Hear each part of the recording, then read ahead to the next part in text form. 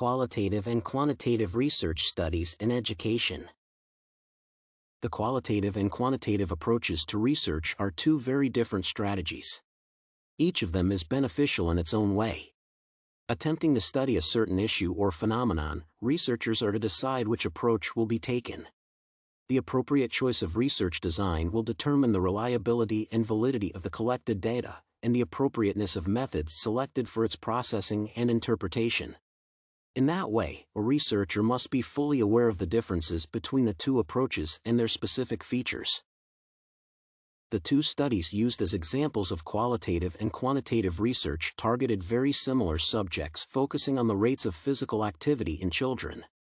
Moreover, in both of the studies under discussion, the researchers chose to explore the issue of focus using assessing the educators' and supervisors' perceptions of opportunities for physical activity in children.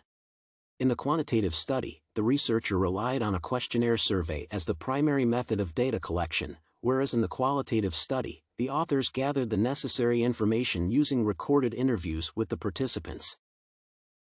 The major differences in the approaches showed at the stage of data processing. When in the qualitative study the authors employed coding for the information collected in the interviews, and in the quantitative one, the SPSS was used for the statistical analysis of the questionnaire responses.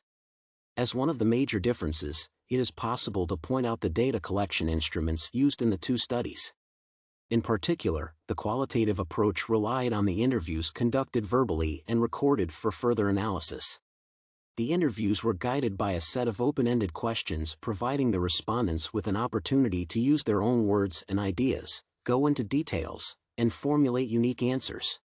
At the same time, in the quantitative study, the questionnaires were comprised of closed-end questions, thus limiting the respondents and making their answers more standardized so that the results were provided in the numerical form and were appropriate for the statistical analysis via the SPSS.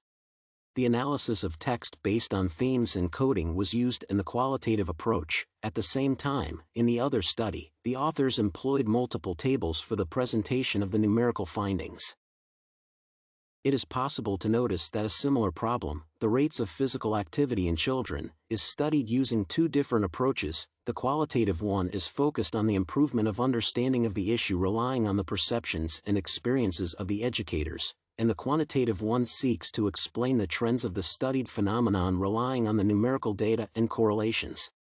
Additionally, in the quantitative study, the size of the sample was rather large and covered 181 schools and 292 educators, whereas in the qualitative study, the number of respondents was 54. Typically, in qualitative studies, researchers rely on a larger sample to ensure higher reliability and validity of the results, and in qualitative works, the authors choose more thorough data analysis and interpretation to produce reliable and valid results. When it comes to the school and district problems, the ones calling for the qualitative approach are the issues that can be viably assessed through the perceptions of the stakeholders: the quality of home tasks, cafeteria food, children's behaviors and discipline, teachers' workloads, experiences with diverse classrooms and inclusive education. The quantitative approach could be used for the exploration of issues requiring a more precise numerical analysis: children's academic performance, teachers' salaries in correlation with workloads and professional experience, the rates of juvenile delinquency in school children, the impact of the number of hours children spend playing computer games on their academic performance.